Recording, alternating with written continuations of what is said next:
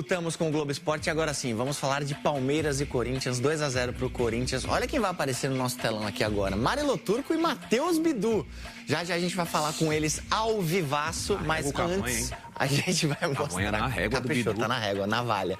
Mas antes a gente vai mostrar a história de como foi esse jogo com o nosso querido Pedro Rocha. A régua...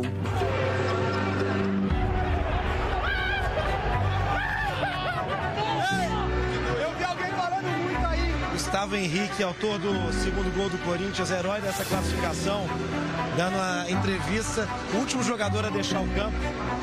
Será que só ele viu desse derby?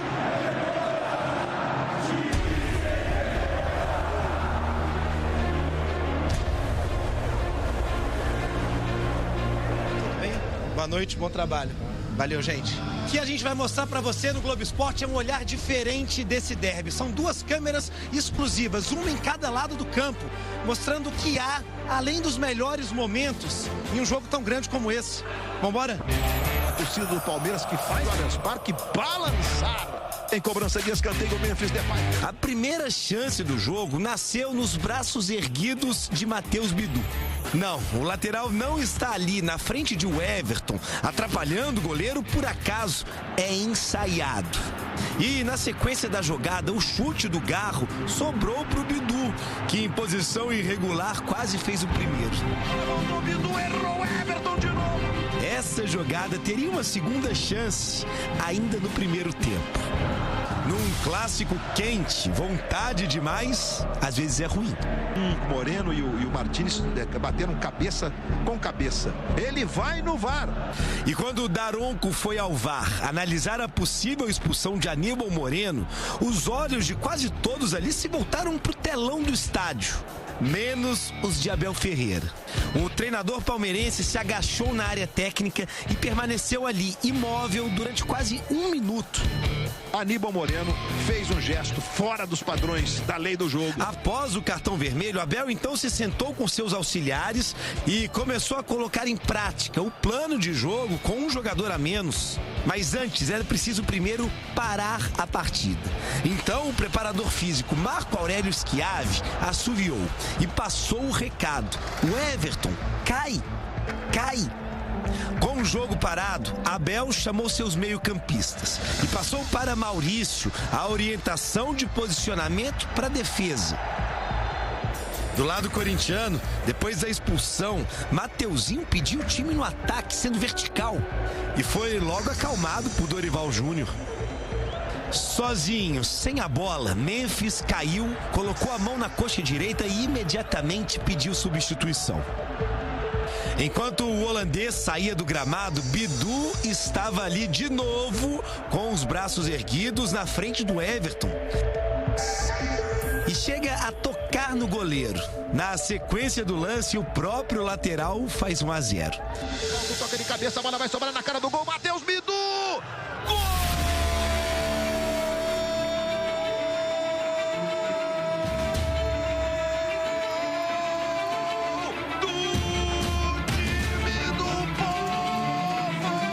Só, repare ali no canto esquerdo da tela, enquanto o Everton reclamava de falta, Memphis saía de campo como se nada tivesse acontecido.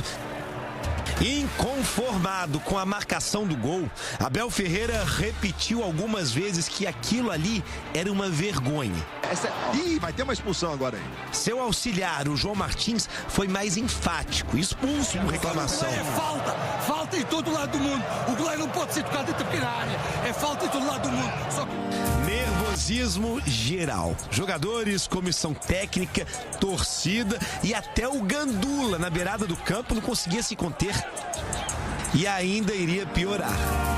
A corrida eufórica de Hugo Souza. E o grito incontido de felicidade do Yuri Alberto. Era o 2-0 que veio da cabeçada de Gustavo Henrique. A partir daí, vários palmeirenses começaram a deixar sua arena antes dos 30 do segundo tempo. E o que até então era apoio, virou bronca.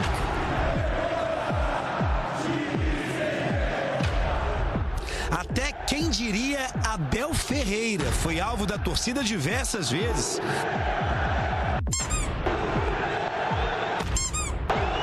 E, ironicamente, o treinador aplaudiu os xingamentos que vinham da arquibancada. Registrei e que ouvi e que em momento algum, porque já disse aqui muitas vezes, em momento algum ironizei, pedi simplesmente apoio. No finzinho, por esse pisão em Romero, Emiliano Martínez foi o segundo jogador expulso do Palmeiras no jogo. Depois do apito final, Abel foi o primeiro a deixar o campo de jogo.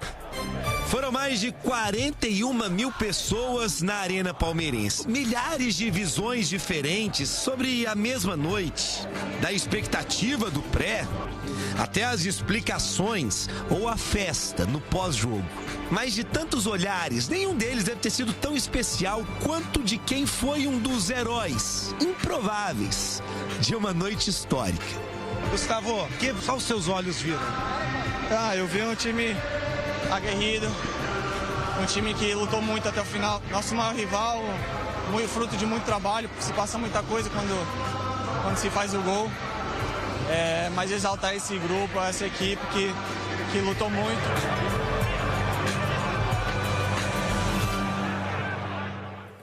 Tá aí a história do jogo. Vamos falar com outro personagem aqui, Matheus Bidu. Nossa, Bidu, como eu queria falar com você hoje, Bidu. Nossa, que alegria falar com você, Bidu. Bidu, prazer estar falando. Alegria, irmão. Prazer estar falando contigo, meu irmão. Mari, por favor, Mari, faça as honras, por favor. Vamos lá, Fredão. Primeiro, muito boa tarde para todos que nos acompanham, Fred, Denilson.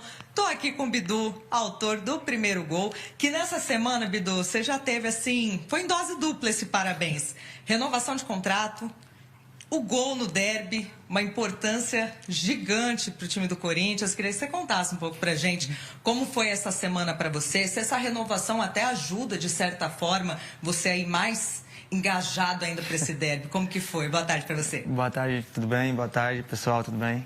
Foi um momento muito importante para mim, né? Especial, né? Como eu havia dito, né, nas outras entrevistas, a renovação, obviamente, acarreta bastante, né? Dá um ânimo a mais e também saber da importância de um derby, né? E aí a felicidade veio em dose dupla, conseguir marcar, ser feliz e a classificação. Essa semana, Fred Denilson, ele falou que até depois da renovação ficou pensando nisso. Falou para a esposa dele que ele ia marcar esse gol. Ô Denilson, você tem até alguma pergunta para o Bidu? Quer aproveitar? Oi, Mari, tudo bem? Boa tarde para você. Bidu, primeiro um prazer estar falando com você. É a primeira vez que a gente conversa através da televisão. Parabenizar pela tua renovação. Eu gostaria que você falasse um pouquinho como que vocês, jogadores, como grupo, estão conseguindo separar a questão da gestão, essa polêmica da gestão do Corinthians. Queria que você falasse um pouquinho, resumisse um pouquinho o sentimento de vocês como grupo. E parabéns pelo gol ontem. Primeiramente, muito obrigado, Denilson. Um prazer falar com você. Sabíamos que é um momento muito delicado que estamos passando, né? Como você falou, em questão de gestão, mas também parabenizar o Fabinho Soldado, que vem nos blindando durante todo esse momento. Sabemos que está sendo um momento de muita turbulência em questão política, porém a gente está focado dentro de campo e, graças a Deus, conseguimos fazer o nosso papel, classificar.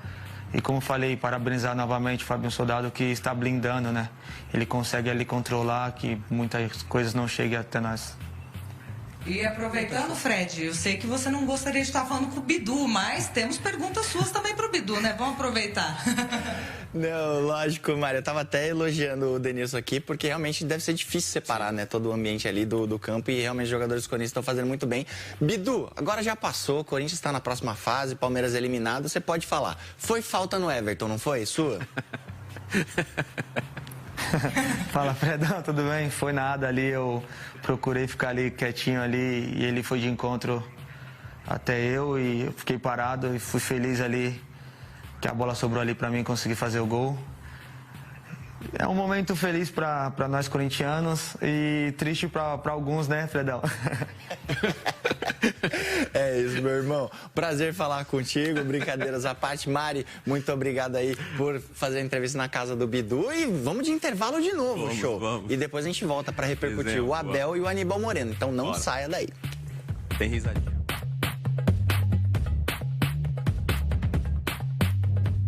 Voltamos com o Globo Esporte, agora vamos repercutir, show. Vamos falar do Abel Ferreira, né? Acho que uma das grandes imagens do jogo de ontem, né? Aqui, ó, primeiro, tá aqui, ó, Palmeiras em 2025.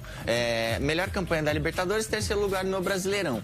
E aqui, ó, foi eliminado na Copa do Mundo nas quartas de final pro Chelsea, foi vice-campeão pro Corinthians e perdeu nas oitavas pro Corinthians. O Abel é o primeiro técnico da história do Palmeiras a cair 2 anos pro principal rival, show. Por isso, Fred, as vaias de ontem, né? Vale falar, são vaias direcionadas, né? Ou seja, a parte da mancha verde, a organizada, eles que levantaram a cobrança, as vaias. Eu acho que o resto do estádio, ali, a maioria dos outros torcedores não vaiaram, ou até vaiaram, mas contra a organizada do Palmeiras.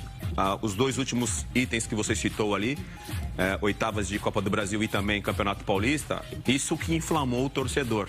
Porque, mais uma vez, o Corinthians consegue eliminar o Palmeiras e sinceridade, sem ironia nenhuma, eles mereceram. O Corinthians teve coragem de jogar.